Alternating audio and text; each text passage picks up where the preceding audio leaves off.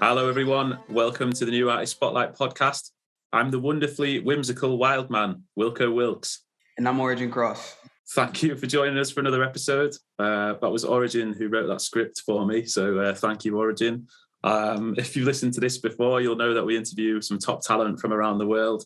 We chat about everything, music, life, the whole lot, and get to know people from the New Artist Spotlight community a little better. And whether you're new here or whether you've been with us for some time, check out newartistspotlight.org, where you'll find news, reviews, playlists packed with a huge selection of music from all around the world, independent artists across the globe. And any questions or comments, feel free to get in touch with myself or Origin. Now, today we get the opportunity to introduce you to a NAS classic artist. Yes, I'm looking forward to this one. She is a woman who seems to have found her niche early on. She's running with it, and I'm very excited to hear what she's got to say. So please welcome Ya. Hello, thank you for having me. Thanks for coming. Thanks for joining us. Anyone who isn't familiar with your work yet, can you tell us a little bit about just about you and how you got started with your love of music and what made you want to pursue it? Yeah, I don't remember a particular moment when I started. It's been happening since I can remember, since my birth, basically. So I've been making music my whole life. I've only started recording and releasing, sharing music though in 2020, late 2019. I guess I make alternative music just because I don't like to limit myself. That's the one thing I can say for sure is I hate limitations. So I'm constantly experimenting with genres, with styles, with subject matters. But the passion for music has remained my whole life. I've never had a doubt about it. That's good, that, and I can hear that in your music. I listen to your album, and there's a lot of different genres and a lot of variety on there, which I like. You're not boxing yourself in. How old are you, can I ask? No. Okay. Love it. Never ask a woman to music. I'm intrigued. I've been making music my whole life, but not started till 2019. I'm interested to see when people sort of took that plunge. How old do you think I am? You look fairly young to me. I'd put you early 20s. I'm 19, yeah. Right. Oh, you're well ahead of the game then. That's good. A lot of people, including myself, didn't have the courage when they're sort of teenagers to actually release music. So what's your sort of aims across your music now then, now that you are releasing, and you're releasing consistently as well? You've put quite a lot out in the last couple of years. What's like your aim for the long term? I don't particularly have an aim when I do music. It's just a need and a duty I feel to share it with the world, because I feel like when you have something you're so passionate about and that keeps you constantly obsessed, it's a sign that you have to share. There's not a particular aim that I have. It's just to keep doing it and raising the standard of it every time. Yeah, I like that. I think you're doing a good job of that. Do you plan like months ahead, or do you just go with the flow, like whatever you're feeling at the time?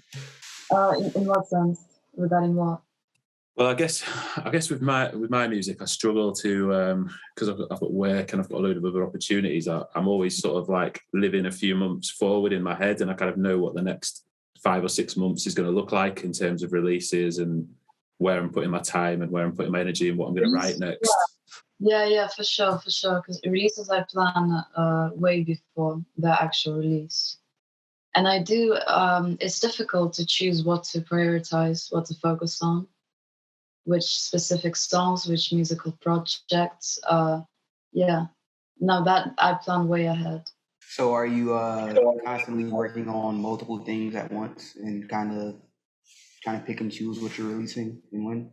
I always am, yeah, because I'm not just limited to music, but musically, I'm focusing on this specific project that is in a very near future. Yeah, you do, right. I saw somewhere you mentioned that it's just writing in general for you, right? So whether it be music or novels or anything, right?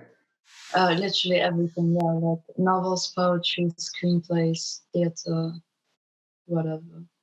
That's awesome. Do you do your writing on computer or by hand? on computer. I'm not about to write a novel by hand. Yeah, a lot of people write music by hand, though, don't they?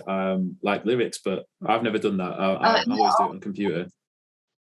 Both. I do both. I mean, I tend to get very emotional, like nostalgic about the material aspect of songwriting. I keep a lot of notebooks that have my lyrics in them from when I was writing the song. How many songs do you reckon you've written total? I don't count. I mean, like I said, I've been writing for as long as I remember. Are we talking like thousands of songs? That was an unfair question, Wilko. Well, yeah. Just an estimate, though, like a serial writer, you know, is it thousands? Well, the ones that I can just remember like that are 50 at least. Nice. So when you talk about putting your music out and it being a need to kind of share it with the world, it kind of brings us a little to New Artist Spotlight, and obviously that's what we're attempting to do here. So how did you come across New Artist Spotlight, and what's been your experience with it? I came across it in the early days of NAS when we were still using Instagram chats, and I didn't even know what Discord was at that point. I only started using Discord as a platform with NAS, and I discovered it. I was doing like manual extreme research of Spotify playlists for new artists. So I would just contact every curator I could find. And then I found NAS, and it was way bigger than I expected. And my experience has been amazing. Obviously, it's done a lot for me. Like I mentioned before in one of NAS Paloozas, it's done more for me than a record label I was signed to. That's cool. I like you. I like your hosting on NAS Palooza. It's really, it's quite dramatic, but in like, I don't know. I think it's a perfect role for you. Like, I think you were made for it. I guess.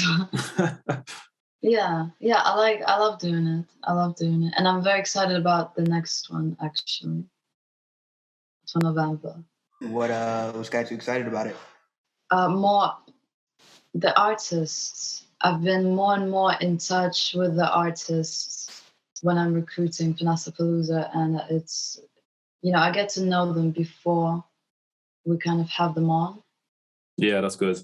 Yeah, I think that's what I like about this, is just getting to know different artists as well, and different personalities.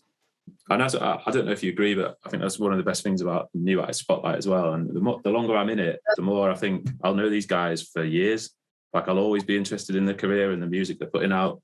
Yeah. I think it can go a very, very long way. Yeah, I think that personal touch that NAS offers is kind of special, because I'm sure there's a lot of groups, I don't even want to call them communities, where they're just artists and they're just trying to do as much as they can for themselves instead of each other. And the way NAS gives you the opportunity to kind of interact and actually make connections beyond just, here, listen to my music, or you like this, I like that, is really a special part of what it is.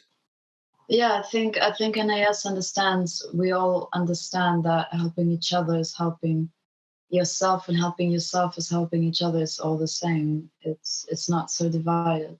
Yeah, I like that. And I see a lot of artists where I think a lot of artists are so like focused on themselves that they don't even want to like follow another artist on Instagram or. It's ridiculous. I don't know why you would. It's just not, to me, it doesn't seem like something an artist would really do. Yeah, I agree. It's an ego getting in the way of their own progression, getting influenced by other people and meeting even opportunities for like gigs and stuff like that. A lot of that comes from knowing other artists. Yeah. It never hurts to know people. Yeah, exactly. Yeah, that's what I think. Let's talk about a little bit about your album then. Change Your Body. First of all, why is it called Change Your Body? For a lot of reasons. Most of all, I mean, there's multiple meanings that I ascribed to it. I wrote the title track, Change Your Body, about 3 years ago, I think. And that was more about a physical change, physical and mental change I've been through. And a sense of artistic dehumanization I felt. I felt like I was becoming less and less human and more treated like a spectacle, and like that was a kind of changing of a body. And also just my thoughts and my visions about the future, how well, mainly that we can at any given point completely change our bodies, and the fact that that's ignored by most people, and that no one actually looks deep enough within ourselves instead of exterior circumstances, and realize that we can actually shape ourselves, we can create ourselves and the world around us and our universe. And as well, the future actual, I mean, I was with the album putting a lot of my ideas about the future of genetic modification of the human species as well. So it's all of that fused, really. So it's a metaphorical and literal changing of the body. Got you. And so, with that, like that's really a deep concept to even really process and to think about. And I know you mentioned being a part of a record label prior. Do you think what were, I don't know, the ideas kind of what they weren't looking for, or were they just kind of not equipped to really help an artist? They were just not equipped, as in they have. I think I would have managed the label better without any experience. They were just not equipped at all to handle any artists. It's mad, isn't it? Like I think a lot of people, a lot of musicians who don't know about how it all works, you dream of being signed by a label, and some people end up, like you say, that anyone could just run a label, can't they, and sign artists and. Yeah, it shouldn't be a priority for an independent artist to get signed to a label, to be honest. Yeah, for sure. And I like what you touched on there about change your body, because there's something I read in your Spotify bio as well about how you said you were constantly struggling between who you naturally are and who you are sort of shaping yourself to be. And that's a concept I think about a lot as well. It's a very, it's a tough one to even process, isn't it? It just goes round and round. There's like an endless freedom to what you can be. And I like that, but it concerns me because if there's complete freedom to who you can be, you can get really bad. And that's concerning. Yeah. You don't want to limit yourself, but at the same time, you need some limits. Yeah. It's tricky when you think about it, because it's like there's so much that can be explored, but how do you necessarily know when you're going in the wrong direction? Yeah, exactly.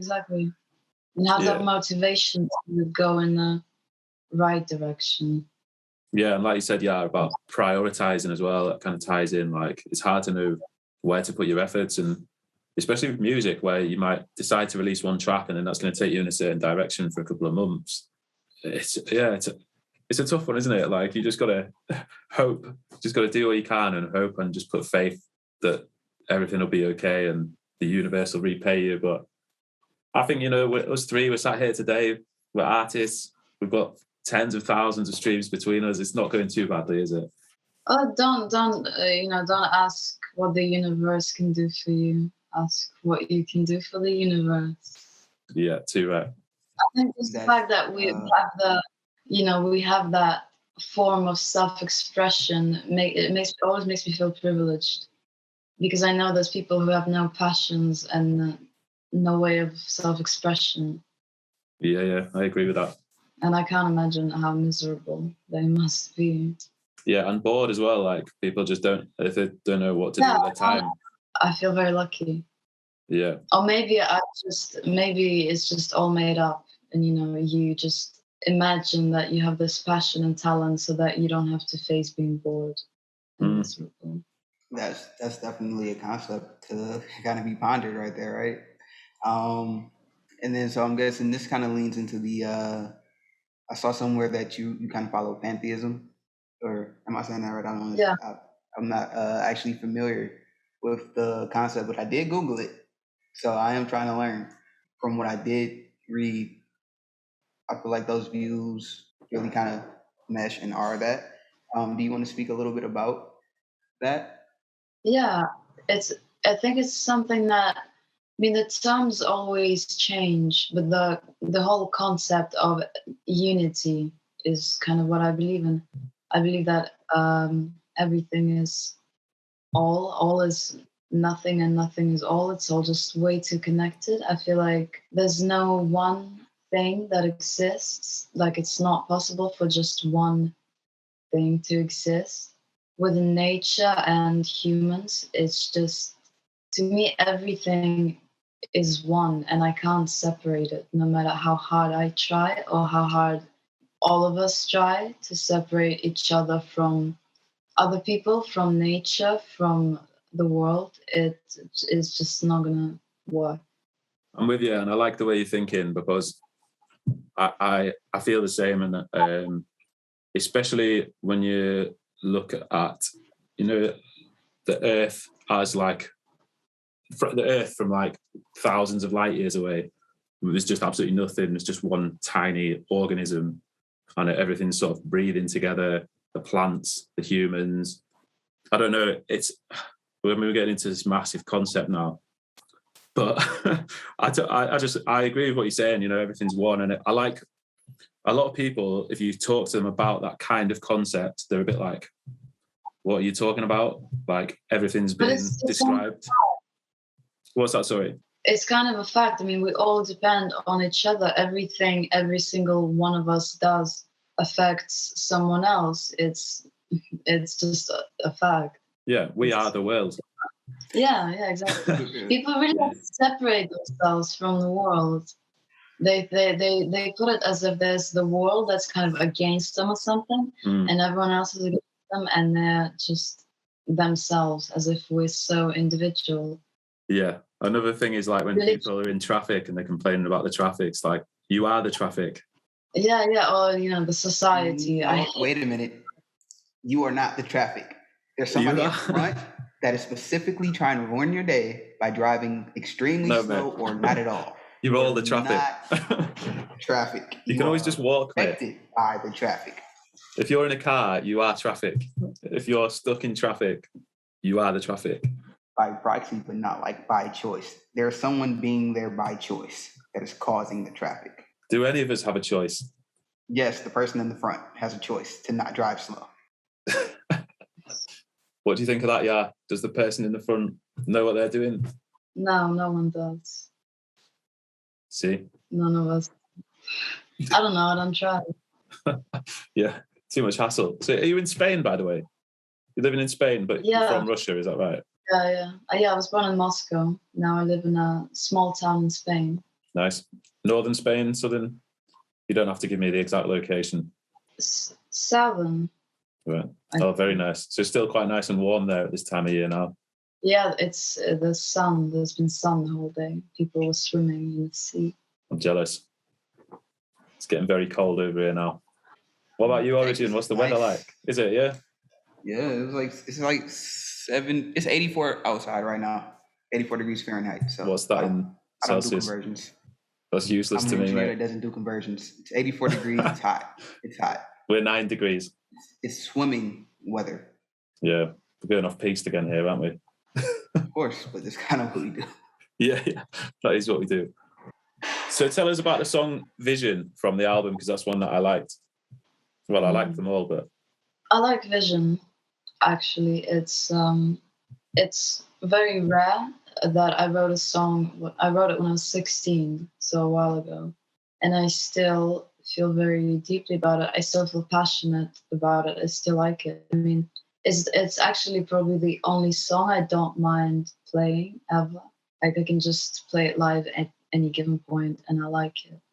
Because it feels to me like the most, so far, well, from the released songs so far, it's the most distinctive, ultimate sounding song. It kind of sums up everything I stand for, lyrically, melodically. That's cool. It's good to have that in your catalogue. Something that you feel just represents you. Yeah. So how did the song basically come to be? Was there something you were feeling when you were writing it, or did it just kind of you sat down and write and that's what came out? Well, yeah, I was feeling emotions as I was writing it. Usually how I write it just comes out, but it's not like it comes out of nowhere. I think as an artist, you constantly creating. That's why it can get very tiring, because you always doing it subconsciously, and then at some point you just sit down and you release it, and that's the easiest part. The hardest part is the constant work that you do that you don't consciously always realize. And yeah, I remember just sitting down writing it like in, I don't know, like half an hour. And then I changed a bit, like a year or two after I wrote it, I changed like the lyrics of one verse. Then I got it produced with some additional guitars and drums and bass, and that was it.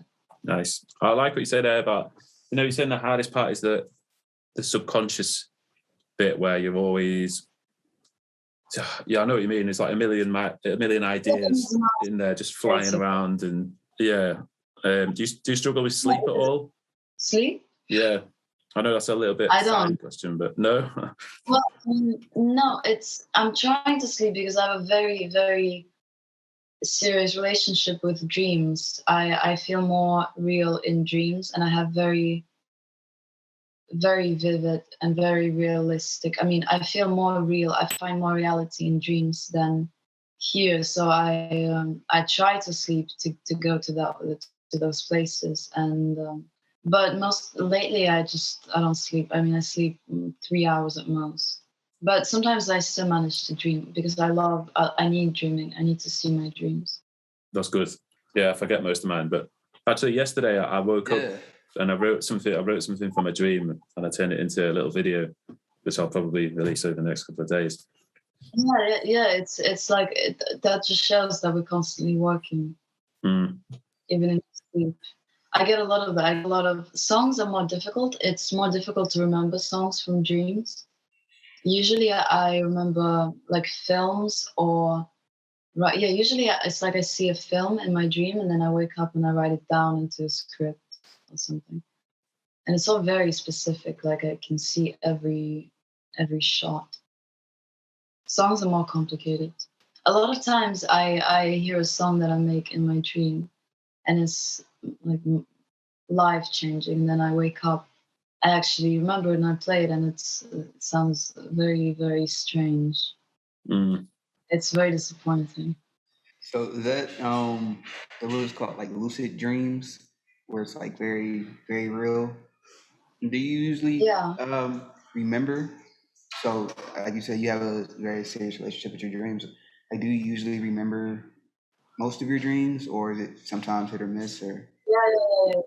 I remember my dreams the same way I have all my other even more vividly, actually. And I remember my dreams from years ago, from early childhood. Whenever I sleep, I see dreams and I remember them. Maybe not the whole thing. That's cool though, yeah. I like that. So another song that we wanted to ask you about is the song Family off of Change Your Body. You want to tell us a little bit about that one? Yeah, Family was one of the most cathartic and profound experiences of songwriting. I remember writing it also like Vision around, later actually, but about 2 years ago. And it was during the night. I remember it was also very, just literally dark in my room. And there was a strong sense of red wine, like a strong smell.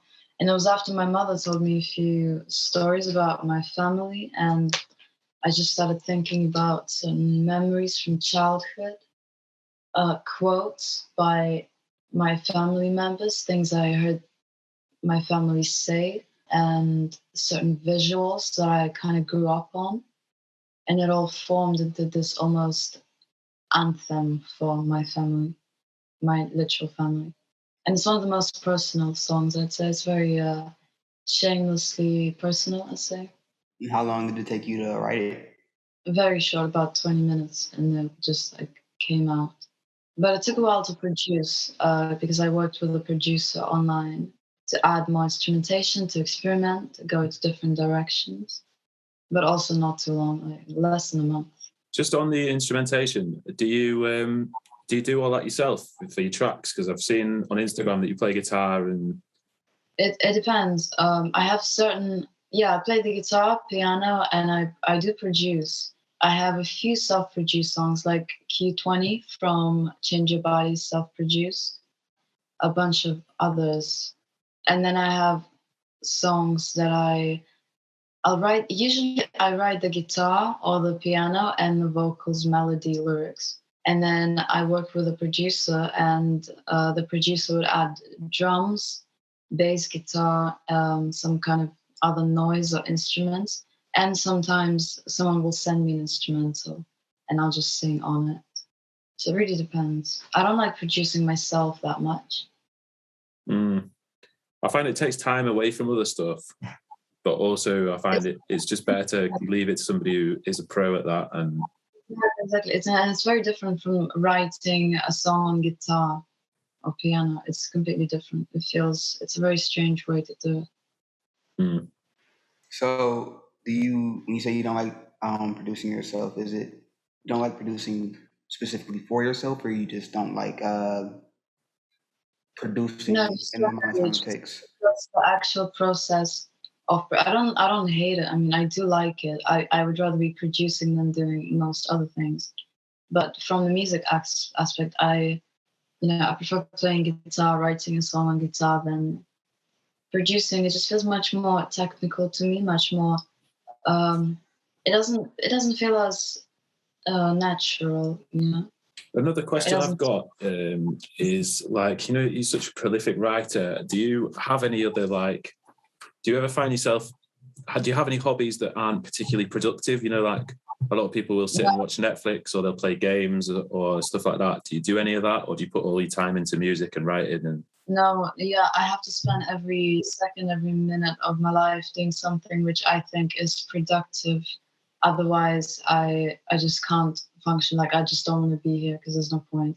Because I don't enjoy many things. I don't know what brings me joy or what I enjoy. I know that sounds ridiculous, but it's I get true. you. Like, so there's no point of me trying to find like personal joys, in hobbies that are not productive. I don't know. That's why I can't sleep very often, because it's just like the only reason I want to sleep is either to get some fuel to keep going, or to see my dreams, which will influence me. Otherwise, I just can't I don't see the point of being here if it's not for art making. You say you're a bit of a restless soul. Yeah. Very driven. Always longing for something. I think most of us are. I like that. It'll take you far, because it's not like you have to look for motivation. Like, you are motivation. No. It's there. Yeah. I just tried not to burn out, or I don't mind burning out as long as I have I make some progress, Mm-hmm. Mm-hmm. If it's worth burning out for, then I don't mind. But if it's hard to tell when it is. When burnout strikes, it's kind of a hard beast to conquer, right? So is burnout something that you run into often, or is it just kind of, it sneaks up on you? Because a lot of times when you're dealing with burnout, sometimes you can't even tell, and then it's not until after you recover that you realize, like, kind of what it was doing and that it was kind of harming the process. I think, sometimes you can't tell, sometimes you can. I mean, I did have periods of time when I just physically cannot function any longer because I've just overwhelmed myself. And then I can't find, the reason that I stop is because my body just tells me that I need a break. And then at that point I get a bit brought back down to earth and to my body. And I become more aware of certain human limitations. And then I need to readjust my my process a bit. It sounds like you're very aware anyway of, like, your own triggers, and kind of I think you're very in sync with your sort of don't know the word I'm looking for. Maybe in like your soul, you know. Being. Yeah. You do have a new song out, right? Cherry Bomb, which is a Runaways cover, and it is a SoundCloud exclusive. Do you want to tell us a little bit why you chose to cover Cherry Bomb and why you decided to keep it a SoundCloud exclusive? Yeah, well, it's one of my favorite songs ever. It's like one of the anthems of my life. And I didn't mean to cover it, to be honest. I was just looking for songs to cover potentially. Then I played it and I found that my version of it is very, very different. And it felt like my own song, which I don't usually like doing covers. That's why I was so kind of drawn to it, because when I actually covered it, I realized it felt like something I would make myself. It had this whole new meaning from my point of view. And it's SoundCloud only because the recording is just generally bad. It's very low quality, and it's not the final one. And I will be releasing soon a better version, and I'll release it everywhere of the cover. But that was just because I couldn't wait to share it, and I just really wanted to put it out, but not all the way. Yeah, that's good. You get like itching to just put something out there and can't sit on it for too long. Because I wasn't sure, because I've never, I mean, I did release one cover before, but it was produced in a very distinctive way as well. So I don't usually do covers. So and it's just me and a guitar. It's very raw.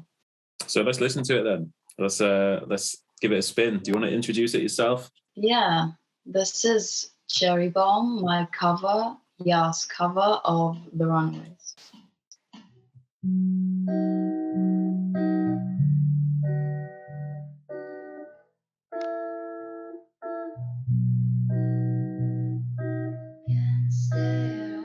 Can't stay at school. All the folks say you're poor little fool. Down the streets, I'm the girl next door. I'm the fox you've been waiting for. Hello, Daddy. Hello, Mom. I'm your cherry bomb. Hello, world. I'm your wild girl. I'm your cherry bomb.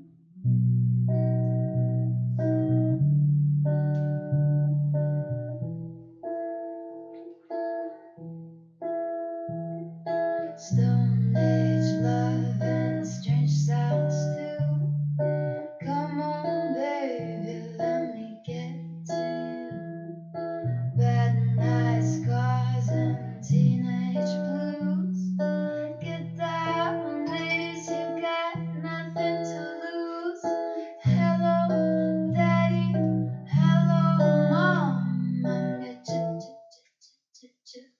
cherry bomb. Hello, world. I'm your wild girl. I'm your cherry bomb. Cherry bomb. Cherry bomb.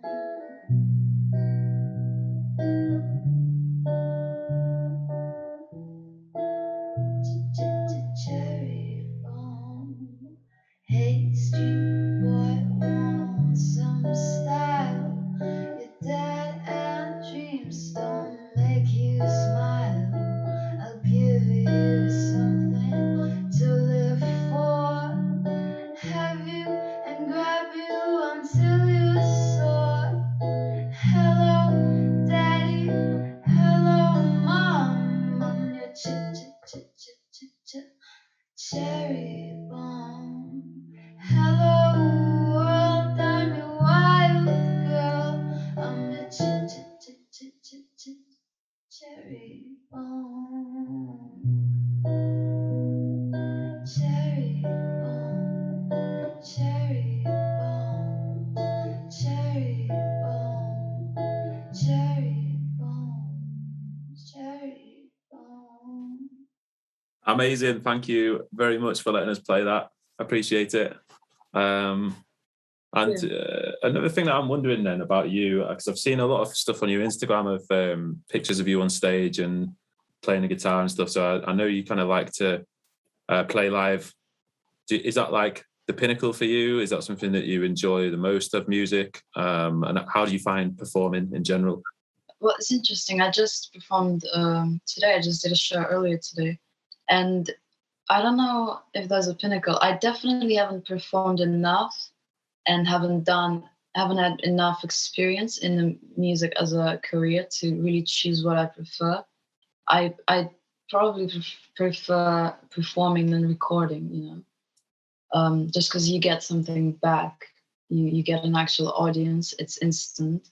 But I don't always enjoy myself when performing. Actually, a lot of it depends on the song as well. If it's, because I have a lot of darker songs that are just not something you want to put yourself in all the time. And it's not easy to be in, but I feel like it needs to be done because what I love is I always feel relief after performing for a short time. Then I get restless again. But it gives me this certain sense of relief that I can't get anywhere else. But a lot of times while I'm performing, I'm not enjoying it. And sometimes I am. Sometimes I think I get so much, like, the feeling of being alive and all of that. Yeah. I feel like even if I feel bad, even if I don't feel good and I don't enjoy it, I still feel like it's right. It feels right. And that's for me the most important. Yeah, I say that as well about the feeling of being alive, because it just floods your body with adrenaline. And sometimes I'm the same when I'm performing. I'm actually not really enjoying it because I feel really anxious, or you've just got so much stuff just surging through you. Nerves. Yeah. And then when you get back, self-conscious and all. Yeah. Strangely, I don't really get nervous. Usually I just get sometimes I get a bit perfectionist in my head, which is ridiculous. And I try not to be, but sometimes I put too much pressures if my life just depends on this one performance, which is kind of good, but also not really. Yeah. Well, you come off and someone says, "Oh, you killed it," and you're too busy thinking, "No, I messed up one word." Exactly. I think it's harder than it should be to enjoy things, but I always have to remind myself. And the second that you really focus on the actual feelings of the song and the joy and the communication with the audience, that's when it all flows naturally, and it's so much easier than sometimes I make it out to be. Yeah, I think that's the key. You just got to try and enjoy it. Yeah. You always look at it kind of like in the studio, that's the time to be the perfectionist, and that maybe that's why we enjoy it less, because we want this certain thing to be this certain way, because this is the way it's gonna live. Yeah. But when you're on stage and it's live, it's it's you're in the moment, so you just feel it, and you gotta just kind of give it your all. But whenever you hear anyone perform, like, they don't sound exactly like the recording. They have a different level of energy, because, like you say, there's an audience there giving them something back that's really making them add a different type of energy that you don't have. Yeah. I think the audience creates with the artist at the same time. I like that. Yeah, it's a nice way of putting it. Yeah, we're all too connected at this point. Yeah, that's true. Now, you come up as an artist who kind of knows who they are as an artist. So do you feel like for you it's kind of a thing of kind of knowing your lane and having a niche, or do you feel like it's just you and this is just what people get because it's just coming from you naturally? Definitely just me coming naturally. I mean, I had basically the same set of beliefs and principles in life since I was like 3. I've never had much doubts about anything. It's like I just came out knowing what I need to do. But I don't actually know my niche. Like, I don't know what kind of person would like my music. Because sometimes I think this kind of person would, but then they don't. And then people I don't expect to like it, really understand it. So it's very much like my personal relationships. I don't really belong in groups of people that I assume I would fit in. it's just very particular individuals. So I think my niche is the same. It's just very particular individuals that somehow connect.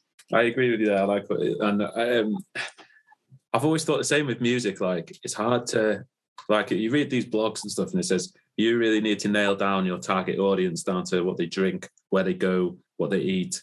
Like, and it's really hard to do that because a lot of people who you wouldn't expect might like music that, you know, two people who are exactly the same might like completely different music because it's really subjective. Well, I think it works for very commercial music when you just want to sell your records. So you look specifically for people who will invest in it and, you know, who are guaranteed to like, especially pop artists that make specifically aim to make their music to sell it to a certain audience, which is a whole different type of songwriting. Yeah, that's kind of more, I want to say kind of hook focused in the sense that everything that you're writing is meant to kind of perform as a hook where it kind of locks a person in and makes them want to repeat it. And it has very high replay value, but the song may not necessarily be touching on anything that is more than surface level deep. Yeah, exactly. Yeah, it's almost like just like flat pack song in a box. It's just like, here you go. Here's another one about texting. I know I make country music. People in Texas like country music. I'm gonna make a song about boots, and people in Texas are gonna love it because Texans wear boots, and they good old country boys. And like, it's kind of easy to say, all right, I know this is my audience. But when your music is more than just trying to sell it to a certain type of consumer, it's connecting with actual people, and you have to figure out what real people like. Exactly. This. And I think people themselves don't always know. I mean, I find new music that I listen to that I didn't expect to like, that I didn't expect to feel connected to all the time. Yeah. I mean, I feel very strongly about like traditional African old music, and I, you know, seemingly I have no correlation to that, but I've always loved it. Like, I've always felt like that was just it for me. Just in general, African American musicians for me are always like since childhood. And I don't, you know, I grew up in Moscow. I don't really have any correlation to Africa, but it's something deeper than that. Is there any particular artists or any artists that you'd say are like a big influence? Too many, because I'm talking about like proper like old Afrobeat, like just where it's like drums and screaming. Then I'm also thinking about the best jazz musicians, and then I'm thinking about rappers. So it's like generations, and blues, of course. Nice. Yeah. So do you have any hobbies outside of music? You might call them hobbies. I'm not sure. I don't know if people would put it as leisure time or whatever. I love studying. It's a huge passion of mine. Now I'm doing university online, and I'm doing a creative writing course, which is like 4 years. So it's obviously it's writing, but within it I study religion, politics, law, art, philosophy, music, like everything. So, and I'm really into that. I'm really into law, actually. And writing, I do it in every way I can, in screenplays, plays for theater. I'm also into acting, into actual filmmaking, into visual, any kind of visual arts as well. I'm very much into fashion, very much. You can tell. Yeah. No, I really am. I think I care about visuals more than almost anything else. And I like exercise. I like physical activity. I do a lot of yoga. Some leisure things I do. I hang out with my boyfriend sometimes. I like spending time with family. Oh, that's good. So it's quite well-rounded. Yeah. I do things. Yeah. It's like I'm trying to prove that I'm human or something. You sure? If I'm human. Like, Yeah. I swear I do certain things. No, you got you. So something that you mentioned in your Spotify bio, you mentioned the unified, globalized, and genderless future. What is that? What does that mean to you? Yeah. It's my visions of the future that I have, as I mentioned before, the genetic modification of the human species, which I literally saw like visions and dreams of, and I think a lot of other people do. It feels like a lot of people at the same time are having the same type of ideas because everything is just leading to it, which is that will be less and less limited, and we will get closer to our true selves and to each other by getting rid of limits such as, certain physical aspects that limit us, then of genders and race, whatever it is that people differentiate themselves in, and really become unified in this sort of one mind, if you can put it that way. So do you see that as the direction we're heading toward, or kind of a society that you would like us to be headed toward? Yeah, lately I don't think it's going that way. Lately, I actually think genetic modification and all of that will only divide us. I do think we as humans will be modified, but I don't think it's going to be, I think it's going to be very divided modification. I think there's going to be a lot of superiority and inferiority and corruption. So my views are kind of changing as everything around me changes. But I would like to think that at some point in the future, we will finally connect. We will all accept that we are one and that we are nothing without each other. I mean, we're literally made from other human beings.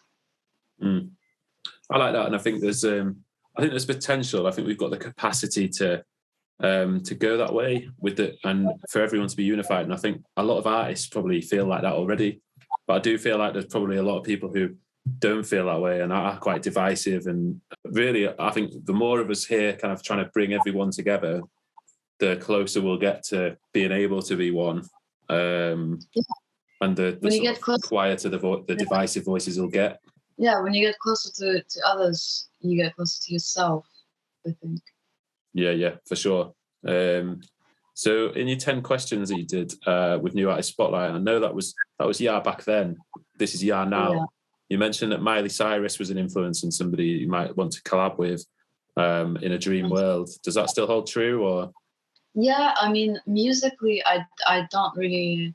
I mean, I don't actually listen to her songs that much. I know all of the songs, but it's not something I listen to just because it's, I don't know. But she's very special to me, so I don't know what the collaboration would sound like. Of course, I would like to do it.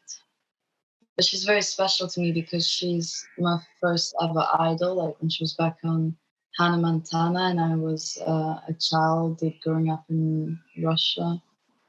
And to me, I know it's kind of far-fetched, but to me, from early childhood, she represented those ideas of rejecting limitations, accepting change, accepting every aspect of yourself, and being everything at once, kind of not sticking to one identity, refusing to be labeled or identified as anything. Who says? I came in like a wrecking ball.